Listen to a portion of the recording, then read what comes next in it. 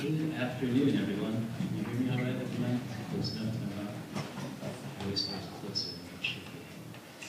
I see a couple of familiar faces here, sort of in the mix, and a couple people I haven't seen in a while. And I wanted to just start out by taking an opportunity to thank all of you for coming out for what is a really important topic to me, and a really important topic in general. And I'm really happy to see you could take time out of your day to be here. Join us to talk a little bit about decentralized accessibility. And my name is Kevin Rummel. I am Senior Director of Product Strategy and Digital Accessibility at 2U. You'll learn a little bit more about what 2U is as an organization, what we do. But also, you'll hear that product strategy and digital accessibility are kind of one and the same to me. And they fit together pretty well. I think the key to being successful with accessibility in a large organization is finding a way to connect those two things. So I thought really a more appropriate way of thinking about this is orchestrating accessibility. It's an ongoing task of coordinating a lot of people, paying attention, giving and taking and listening and watching, and helping it move forward for a company and an organization that's dedicated to helping universities expand, and as a result, having to grow and change constantly ourselves. And this is a little bit about 2U, really saying that we believe strongly that when students succeed in programs at our partner universities, we work a lot with graduate programs at large universities, we'll see more about that in a second. When we align the goal and the mission of those students to be successful, and faculty in helping those students to be successful with our goals, then that is a good situation for all parties involved. It delivers great students' outcomes, which is what we're all there for, and we help improve the lives of individuals, which is why this is such an important part of what we do and part of our mission. And I wanted to intersperse my conversation today with a couple of little stories. My first story is about Derek Featherstone, who's sitting somewhere in the audience, I think, unless he's still wandering around outside. And a long time ago, back in January of 2013, I met Derek and Elle for the first time. I was working at 2U for not very long. I'd only been there for about 6 months. And we had a conversation about some work that Simply Accessible had done to evaluate how well some of the properties of 2U were doing in terms of being accessible for students. It was a new thing to me at in a product way. Not a new thing to me as an individual, but a new thing to me in terms of product. And we learned a ton from our conversations with them, fast and furious, a lot of information to take in. But it was really valuable for us because their focus was on the people and the importance of remembering that this has an impact on individuals. And that really helped to inform what we do, aligning the 2U mission to working with students, with paying attention to the needs of individual students who are coming to our programs and working with our materials in a lot of different ways and using a lot of different tools to do so. This is a couple of highlights, just to give you a sense of our organization as a whole. We work with a lot of different universities. You can see a whole bunch of students have been enrolled in the programs across a variety of different graduate disciplines. We have 34 different university partners, a whole bunch of short courses in addition to degree programs for a total of about over 12,000 students so far who have graduated from 2U powered or enabled programs. And this list shows that we have been able to partner with some of the greatest universities in the world, really. And what that means for us is that we have a tremendous responsibility as brand stewards, as the face of this organization for an individual who is involved, of course, in one of the programs. And that's a big responsibility for us to bear, but it's also a big opportunity for us to represent those universities and to pay attention to delivering high-quality instruction in a way that they're not always prepared to do for digital students. But it gives those universities great reach. It gives them an opportunity to have students in their programs that they otherwise wouldn't have. And what we provide them with really is a whole series of a large ecosystem of tech-enabled services, technologies, and individuals who can help find the right students who will be successful in these programs give them the information they need to understand whether or not they want to participate in the program, help them to submit an application, which the university will then review. And the university works closely with 2U to partner up with individual faculty members to develop a course that often has already been taught on campus and sometimes not, but to turn it into the most successful digital version of itself, so that we allow more students to be able to participate in that from different places, high-quality, diverse student populations that have a chance to meet one another and interact and learn from one another and learn from one another's experiences. And that connection, that human connection of student to student and faculty getting to work regularly with students is a huge part of what makes these programs so powerful. Now, the coursework that we're involved with is not the kind of thing you might see in a MOOC where a professor records a video in a dark room in the basement somewhere and then posts a bunch of them online. We do professional development of coursework along with faculty, bring them into a studio so they can create really engaging and compelling content during the asynchronous portion of the coursework, which students get to complete at their own pace in the midst of a busy life, because they didn't have a chance to uproot their successful career and family to move somewhere in order to be a member of the university community. But they found a way to do it digitally, which is really powerful for them. We have to complement that with weekly live sessions on a platform where there's no place to hide. Your camera's on all the time and you're interacting with a faculty member who's facilitating a great discussion and really diving into more depth on what you've learned over the last week during the asynchronous coursework. And that coursework now, because you're still active in your career, allows you to be engaged with it in a more meaningful way. Because it's connected to what you're doing on a daily basis as you take the opportunity to advance. And in addition to these things, one of the other pieces of it that's really important is that some of these programs, like a nursing program, requires placements of people. These are remote people where the university knows how to do it in their city. But if their city is in, if it's in North Carolina, they don't know how to place somebody in Arizona. So that's another responsibility and opportunity that we've taken on to do for them. And it's this complex set of things that makes the organization an adaptive system that has to learn and grow, and moves for both the faculty member up here at the top, from planning and creating courses with us, to delivering the learning experience, and for the student finding out about a program, applying, engaging in the learning experience, and then ultimately coming together for a successful outcome. It is a really complex system. There are a lot of pieces behind it. I'm not going to read these to you, but suffice it to say that there's a lot happening, and that means that being attentive to being accessible means that I have to talk to a lot of people. And it's really important that it be connected with our mission. And we believe that education is a huge opportunity for people to move up. And we have to help universities to give students reach their potential, to give them access to things that they wouldn't otherwise have. And that aligns up directly with accessibility and inclusion. So another story happened a few years later, March of 2014, when we first found out that a student had enrolled and been accepted in a program. A student who had been blind for many years and used JAWS as his primary means of interacting with digital content.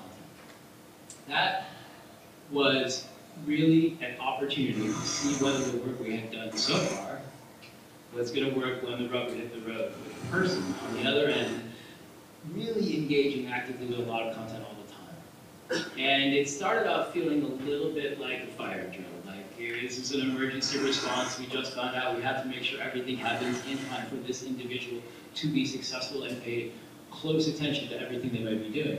And it started really with us taking some baby steps. Start walking, see what there is out there, and talk to a lot of people. And we sat down and we met weekly. And we came up with a strategy, and we identified who we needed to work with at the university and who we needed to work with internally in order to stay ahead of the students' coursework. And we did. We met on a regular cadence. It was a lot. There was a lot to take in. But it was successful. And it wasn't just about making sure that the coursework was captioned or making sure that the platform itself was available to the screen reader. It was really more complex things, like taking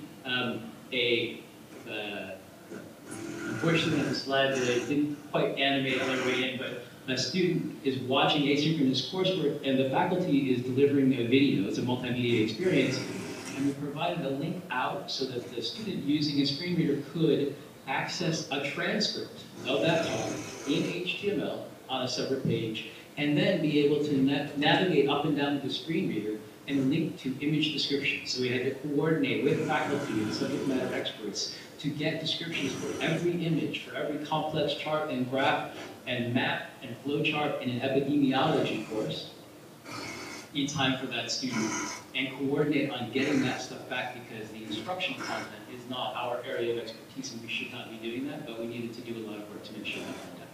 At the end, it felt great. It was a really good experience. Everyone involved recognized that we had really helped an individual make it through.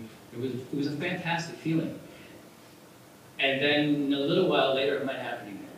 So it was really successful and we learned a ton, but it's not scalable. So we had to figure out a way to address two sides of an issue. One is accessibility, which is really in large part about the back end of things, making sure that they are available to technology. It's a very proactive experience. We design it for all students, and there's a lot of communication internally across teams to make that happen. The other side of it is an accommodation for an individual student, which is by definition responsible. On a case-by-case basis, there's a needs analysis that's performed in collaboration with the university's Office of Disability Support or Disability Services. And we have to partner with them and faculty and program leadership and support for students and faculty to make sure that we can make that happen. And on the left-hand side, I realize here that we are not quite seeing those. They're coming pretty quickly. First of all, you can see that you can zoom in on stuff. There's captions in the mobile as well as the web-based content. So those are both examples of kinds of things that we ensure for accessibility. And on the right-hand side, accommodations would be based on a student request. For the live session, they might need live captions, and that would entail having a live captioner come in and coordinate with them to get access to the platform and show them how to use it, as well as having someone on hand to provide support in the event that the student needed.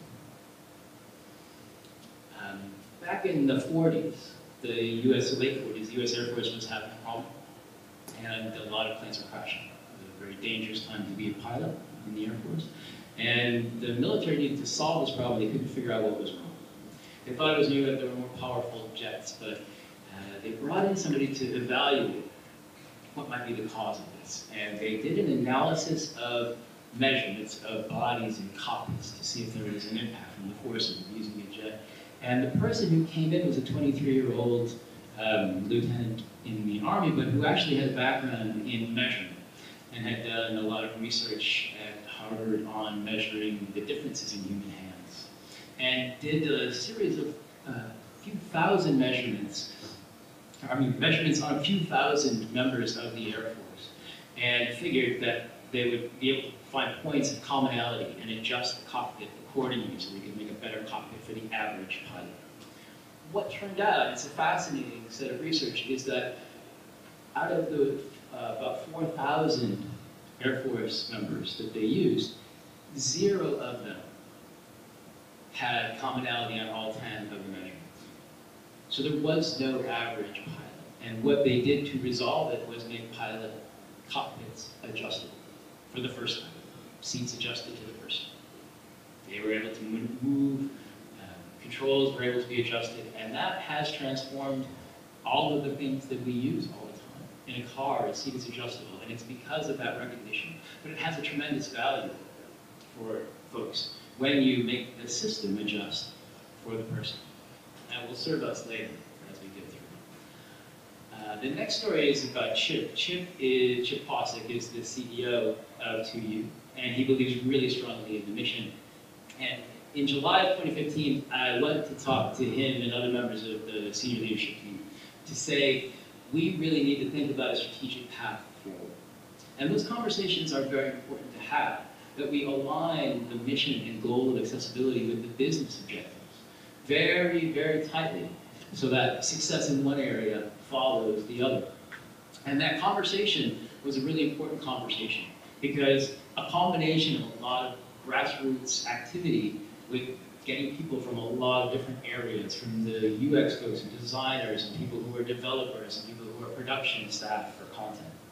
All have to be working together, but we also have to have clear buy-in and leadership.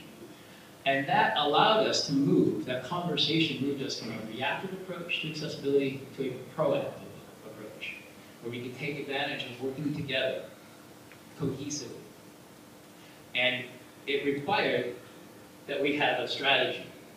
And if this comes in or not, I'm not sure. Yes. Strategy without tactics is the slowest route to victory, and tactics without strategy is the noise before defeat. That was spoken by Lao Tzu a very long time ago, and holds true in so many aspects of what we do regularly. And having that strategy is relying upon the people who are having these conversations having a shared understanding, and remembering that accessibility is ultimately about people, that not all the barriers are equal. You have to be aware of the differences, prioritize, identify risks, pay attention to the landscape of regulations and compliance, and figure out what is the current baseline, and what are the bright lines, how do you identify those, how do I address changes in the expectations of people, and of the market, and of the university partners. You need to pay really close attention, listen a lot, and ask a lot of questions. The goal here is to uncover where you align with these other people and offer options that are strategic. Provide context for the conversation that other people don't have, that I start to take for granted if I'm not careful, because I think about this all the time, that other people don't think about this all the time. So I have to give them clear context about why this matters. I have to increase value while I'm avoiding accessibility debt. Developers talk a lot about the debt that they might have in a code base. When they don't do something right away, they might pay for it later. And the same holds true. The more you start to develop and go down a path without considering an inclusive design, the more debt you will build up, and the harder it will be to be able to respond in a timely way. And it will cost more, inevitably, not just in money, but in time and in people's levels of frustration, time it takes away from their ability to do the regularly scheduled work that you all committed to. And you have to be really honest about what are the risks and opportunities when you choose a particular path, because you can choose many paths. There's a lot of work to be done, and where you situate yourself and how you approach it will determine how much opportunity you have and what the risks are that you're taking by choosing that, what you have to give up in order to get that sometimes. This was a really helpful tool that B+D came up with a long time ago to talk about the importance of design. And another group really repurposed this to think about inclusive design. And it was a transfer from not thinking about it at all. The value of inclusive design isn't recognized even if it's on the radar at all. The second one is that if it's sort of cool to do, or there's some value and some style. In the case of accessibility, it's more about avoiding a lawsuit than it is the visual part of design typically. And then the next part is that it adds function and form. It makes things work better across different teams. You start to get to problem solving where you find opportunity by solving existing problems, by thinking about inclusive design. And when you reach this place that is a very high level, it starts to frame the way the business works.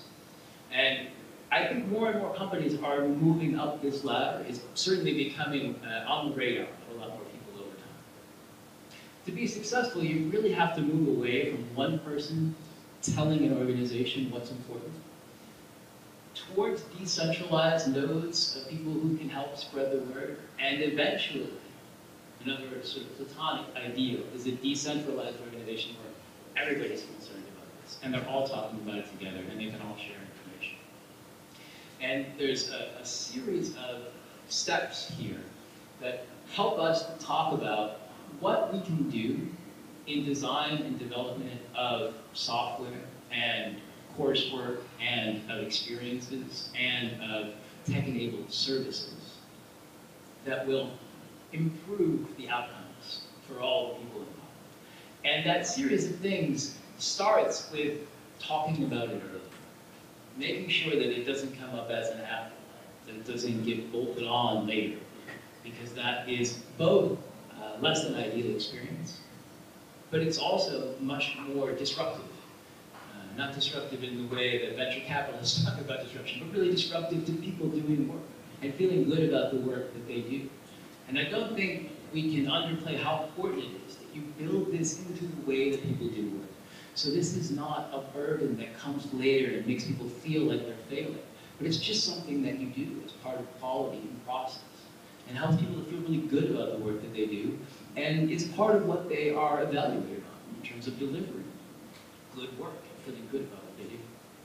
You have to build resources, but really build resources together that are contextually relevant to work that's happening and even the way individual teams do work. We have a lot of different development teams that work very differently and use different tools and work with different stakeholders.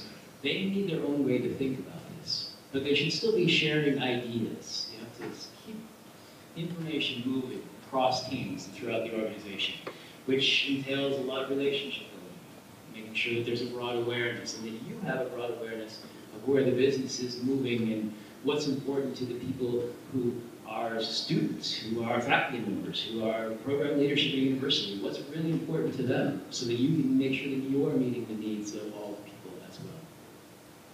Promoting a shared understanding of what things actually mean with context is important, along with aligning with those strategic goals of the organization and of the team and of the way that they do work. You have to establish accountability and make sure there's an escalation process when something is not working the way that you thought it would. Where does it go? Make sure that people always know where to go if they don't know an answer. I want them to have questions for me. I want people to ask me questions. I want them to expect that they will deliver something that meets the sort of agreed upon levels of accessibility and good user experience. But I also want them to know that if there's a problem, they can move it up and we can solve it. It might entail different people having conversations, but that has to happen in order for us to keep moving forward and keep going. And at the bottom of the screen, you'll see that I put a name tag on the computer so that people didn't feel quite so intimidated by the weird noises coming out of it sometimes when I forget to plug in my headphones. But it is important to say, hey, this is a tool, this is just a tool, here's how people use it, here's why it matters to me. Not this is a tool that I expect you to learn, but this is a really fascinating way. A screener is a fascinating way to experience digital content. This didn't exist before, this is amazing. You want to see how it works? Which brings me to another little story about a fellow named Gus, who I met through contact at NYU.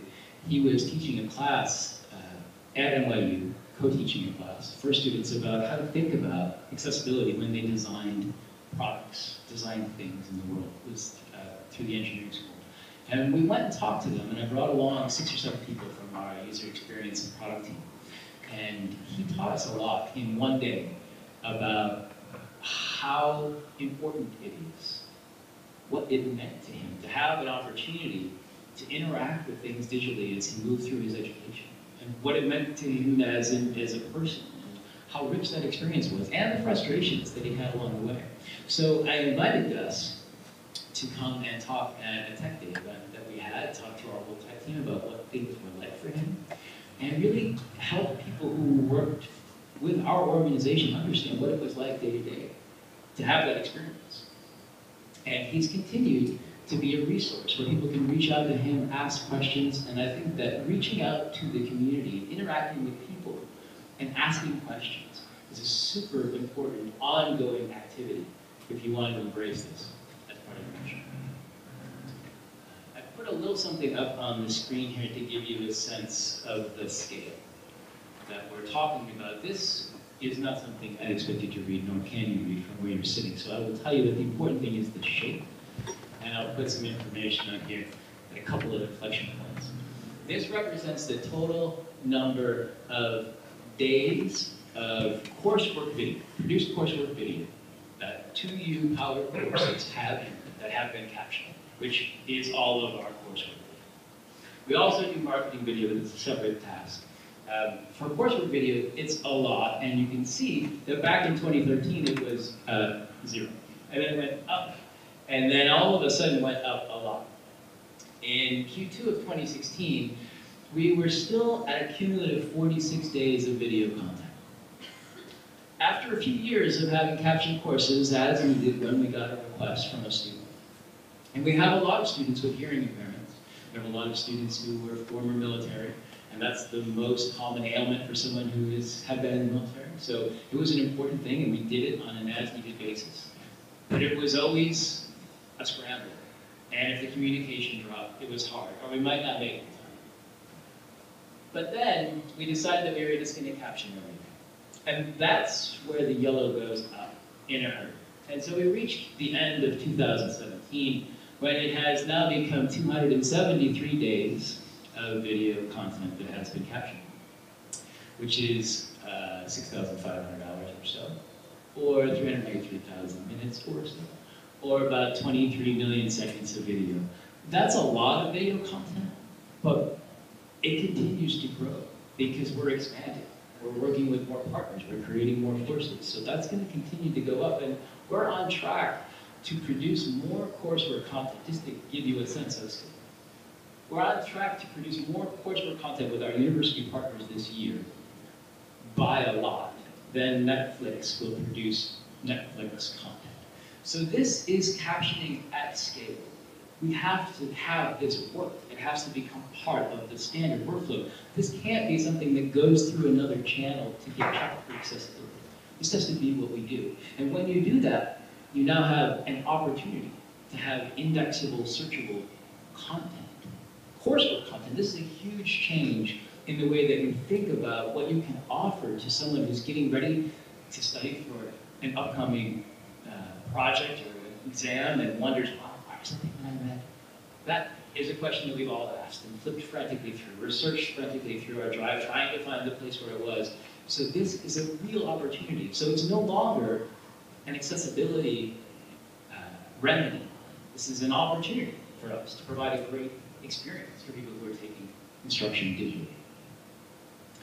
And this I've learned a little bit on the left, some financials that aren't terribly important, but again, the importance is the big picture here of the blue line, which starts at our budget for content back in 2013, which was near zero for captioning, and goes up to our monthly budget in a very, very steep incline. Again, about the same incline as you saw earlier, which makes sense. But on the left, I think the line that is jagged and starts high and jumps all around and then settles down shows that the average amount that it cost us per minute to get the content. And it's not because the rate changed significantly. It's because we did it frantically. We had to pay to get it back in a hurry. And it was all over the place. Some months we got a ton, some months we didn't, some months it was really late, some months we planned ahead. But when it became part of the decision to caption every video, the cost dropped dramatically and is pretty flat. So that is, again, a big way to think about the transition from reactive to proactive, and what that means not just for individuals who are using it, but for the business as a whole. I assume that most of you here are at least familiar with what disability is, but I wanted to point out that in 1980, disability from the World Health Organization was defined as the context of health experience.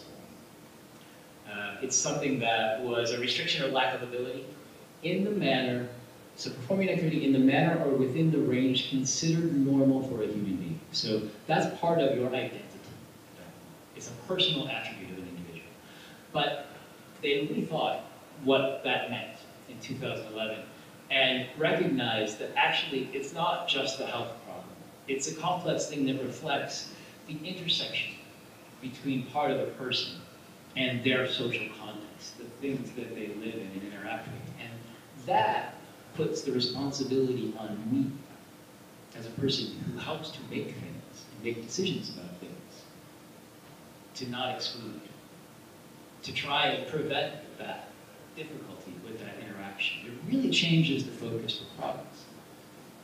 And Microsoft has spent a lot of time and has done a really tremendous amount of work on inclusive design over the past few years. And I think some really valuable work in thinking about disability not as a permanent thing, but disability sometimes as a temporary thing. I might be where I was. I fell down a flight of subway stairs. And for a while, it was really hard to grate cheese. Because with one hand, you can't hold the grater and the cheese. So I had a clamp that I could use to clamp the grater to the countertop so that I could grate the cheese, because I wasn't willing to wait till someone else, like my wife, to come home to grate the cheese. So I learned how to adapt, but it was difficult to adapt. I was temporarily disabled. But you can also be situationally disabled, like when I had a kid who didn't sleep much, and being myself carrying around a child all the time, and realizing that voice control on my phone, though imperfect, was better than trying to balance my phone in one hand, push buttons and drop it in the middle of the night while I had on a camping headlamp with the red light only so I could do the midnight feeding without waking my wife up because she needed to sleep. So it changed for me a lot when that happened situationally, and it happens to us all the time. I use those tools a lot. Kat Holmes was the person who was the director of implicit design at Microsoft. She went on to found her own company recently, but something that she wrote that I think was really valuable and she wrote while she was still at Microsoft is that by recognizing exclusion, we can start to build empathy for people who interact with unwelcoming designs every day of their lives, starting with understanding exclusion.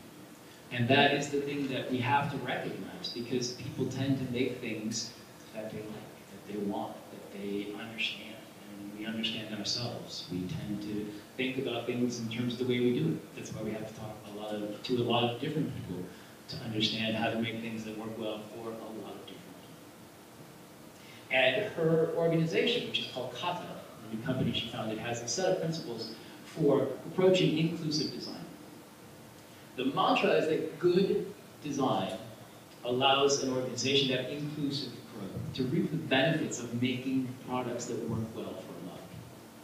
And it starts with recognizing that exclusion, the biases we have when we make something. Then we have to learn from the diversity of humans, which means you have to talk to them and think about interactions and not just data. And you have to solve really well for someone and extend that out to work for other people.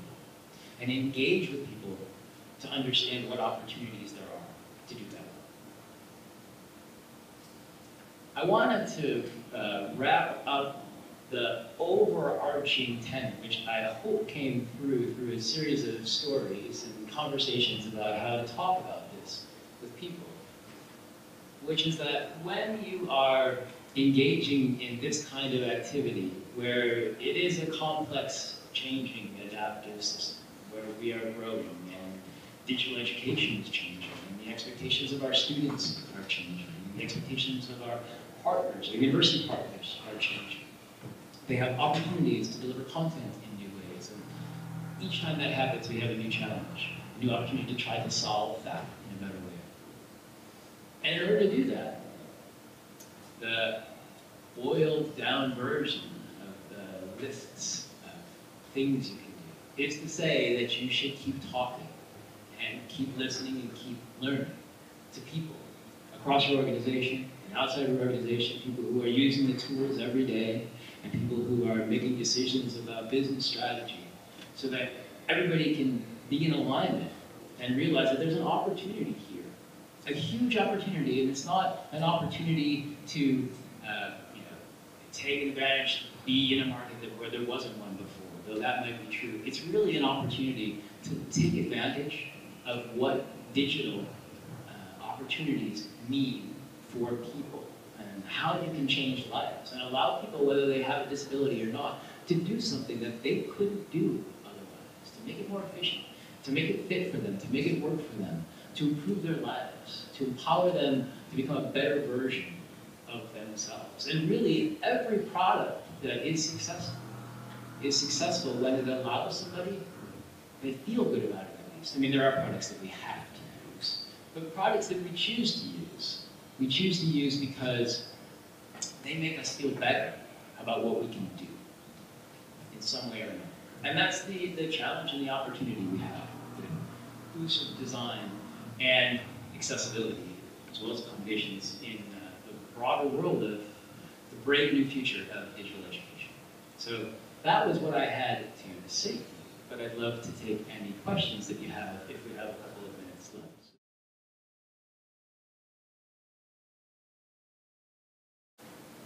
Yes. Are all your videos in English? They are all currently in English, yes. We do occasionally send off a batch of videos through an API call. It's a highly automated workflow, and get notice back that there actually was no sound in that video because it was an animated video, and then we have to process that separately. But currently, all of our coursework videos are in English, and all of the programs are taught in English. That is a question. It's an important question, and it's a question that came up a little bit one time with the university partner, and it was a question of whether or not they wanted to offer transcripts in a second language for students. And the university has to grapple then with, is that a benefit to them to be able to access that in their native tongue, or is it important that they be participating in English because that's part of what the program offers? So there are open questions on that, but all of our coursework is currently in English.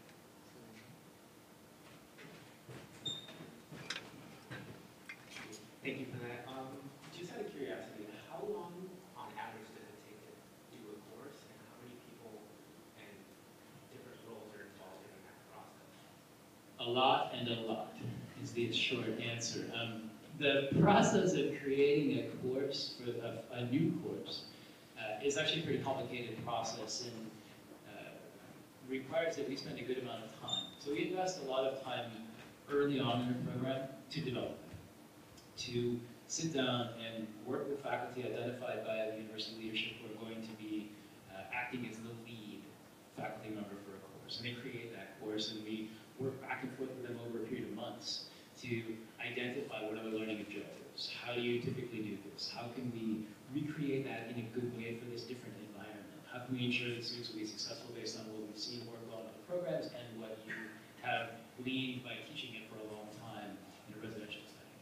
And after that, it goes through a production process, which can take anywhere from a month to 2 months of actually gathering up materials and doing them, getting people to come into the studio and filming stuff and editing. And it's a good significant chunk of time, and it's, depending on schedules and timing, up to a year or more before a course actually goes from the idea and getting faculty members started and identified to actually having it in the hands of students.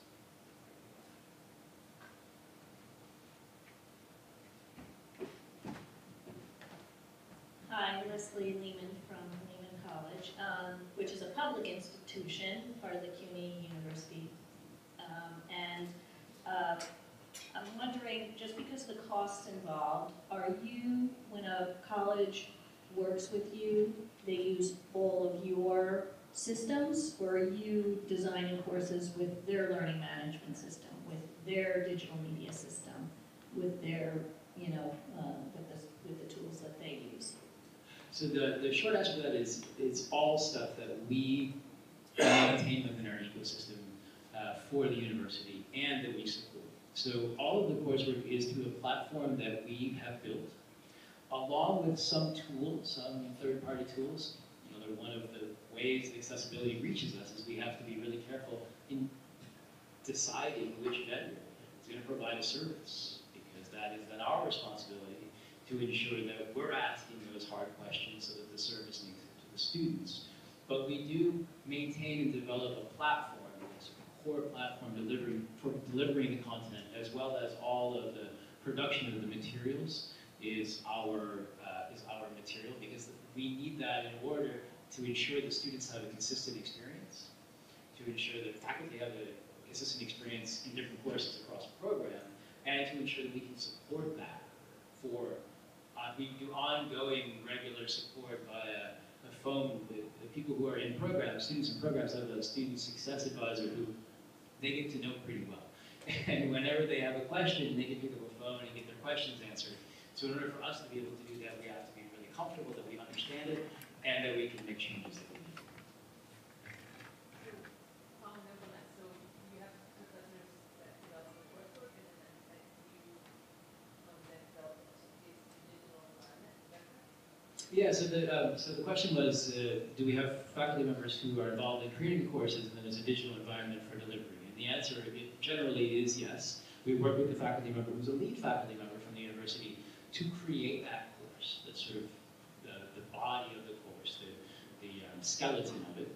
And then the university is in charge of all things about making admission decisions and instruction and granting degrees. It's their degree.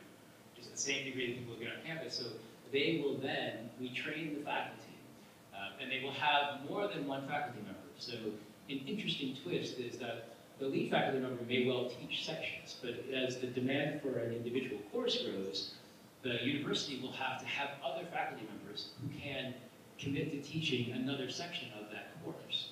And that faculty member has an unusual experience of inhabiting someone else's course structure, but still doing the live sessions with the group of students every week and walking them through and facilitating that experience and doing all of the feedback and conversation with students, but it's inside of someone else's course, which is unusual for them. There are a lot of ways that we have to help them understand what the experience will be like and help them adapt to it. Yeah. You talked about decentralizing responsibility for creating accessible materials. Can you give an example of how you do that in your organization? Would you put more of the onus on professors to be responsible for creating accessible content? Or how does that work? So the question is, how does it actually work to decentralize responsibility? And with our platform, there is a more clear-cut line that we are responsible for delivering a platform that will be available to assistive technologies and will be usable and provide a good experience that's consistent for students. And that holds true across the different tools in the ecosystem that they might interact with. When it comes to the coursework itself, the creation of coursework and the things that we receive, there is more of a shared responsibility. And we have to define that early on with university partners. We make sure that they're aware of that when we're having early conversations. And we sometimes lean on the program leadership to define a shared commitment and help us to establish what will need to happen in order for that to be successful, and to have open this path for that communication in the event that a student has a challenge. So there are some places where we can resolve an issue for a student without needing to interact with that faculty member again. But in some cases, the Office of Disability Services works sort of between us the way they would for anything that happens on campus. Lets us know what accommodation is, and we might need to ask a faculty member to find the version of that is available. If the university could get a digital version of a text, let's say, if it wasn't readable.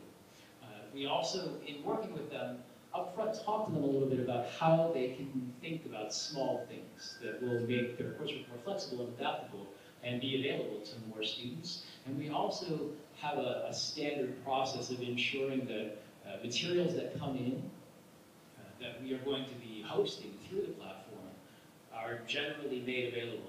There's a lot of user-generated content that gets really tricky, but if the faculty member is using a presentation as part of what they're making a video of, and they're showing that behind them, we want to put that through a process to make sure that they didn't use very tiny font with poor color contrast. So we can adjust that, and sometimes we have to ask them to give us something else, or add something, or let us know what to do with stuff. But we have to work really closely to make sure, together to make sure that happens.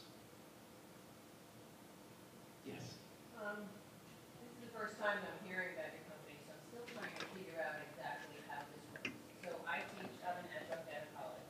If I get a student who's, say, blind, I need my coursework to make sure that my coursework is accessible to this student, then you're an outside vendor, so to speak, to the college that we would hire for you to take my content?